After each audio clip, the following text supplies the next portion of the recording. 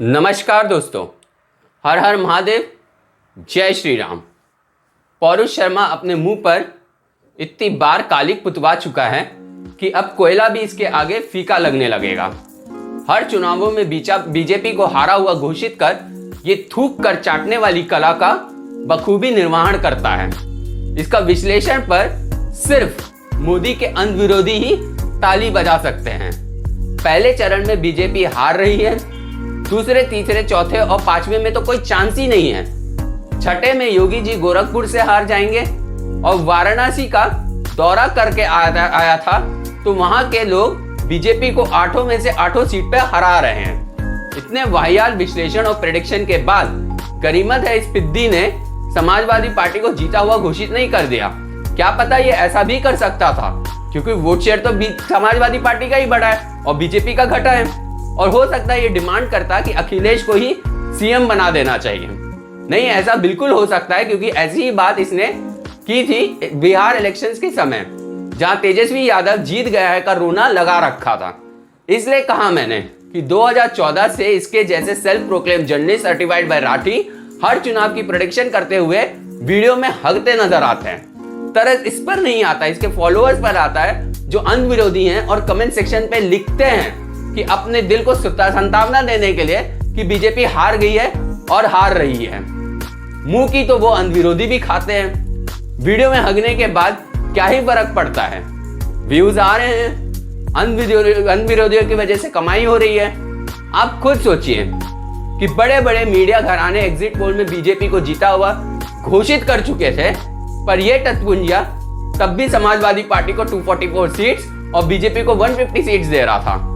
किसके दम पर? ममता बनर्जी के दम पे। जिस ममता बनर्जी को यूपी की जनता पानी पी पी कर कोसती है, वो अखिलेश की स्टार प्रचारक बनने आई थी। बीजेपी बंगाल में 7 से 70 सीट पर पहुंच गई और यहां वो अखिलेश को जिताने आई थी। चलो ये भी अच्छा है। इन पौरुष जैसे ऐसे ही लोगों के भरोसे बीजेपी की हार का सपना देखते रहते हैं। वहां हम सो कॉल्ड भक्त बीजेपी को जिताते रहेंगे। वैसे अंध भक्त तो यही होते हैं जो 30 से ज्यादा चुनाव हार चुके राहुल बाबा के भी तलवे चाटते रहते हैं। कहीं इनको लगता है कि प्रियंका वाड्रा के आने से योगी जी और मोदी जी डर गए हैं, तो कहीं इन्हें लगता है कि अखिलेश के साथ जयंत चौधरी आ गए हैं, टिकैत का समर्थन मिल गया तो जाटलैंड में बीजेपी बुरी तरह हार जाएगी। यूपी की जनता ने इनके मुंह पे एक करारा तमाचा मारा, इन सबको इनकी औकात याद दिला दी है और अब जब कुछ नहीं बचा है तो ईवीएम का रोना शुरू कर दिया है। दिख रहा है कि ट्रेनिंग पर्पस वाली ईवीएम ट्रांसपोर्ट की जा रही थी, पर क्या है ना, दिल को भी तो सुकून देना है। आखिर प्रेडिक्शन कुछ की थी, हुआ कुछ, बीजेपी जीत गई, तो ये भी तो सुकून देना है कि ये तो भैया ईवीएम बदलने की वजह से हुआ है। एक बार स्टैंडर्ड प्रोसीजर समझ लीजिए, ईवीएम कैसे सील की जाती है, क्या किया जाता है, तो अक्ल की बात करता।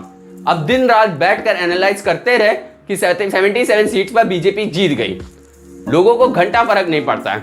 आ गए योगी जी और तू अपनी सुलगी हुई लेकर यहां वहां घूमते रहे। दोस्तों, आप लोगों को चुनावों से पहले ही बता दिया था कि बीजेपी जीतेगी यूपी। अरे ग्राउंड रियलिटी जानते हैं, हम मिलते हैं यूपी वालों से।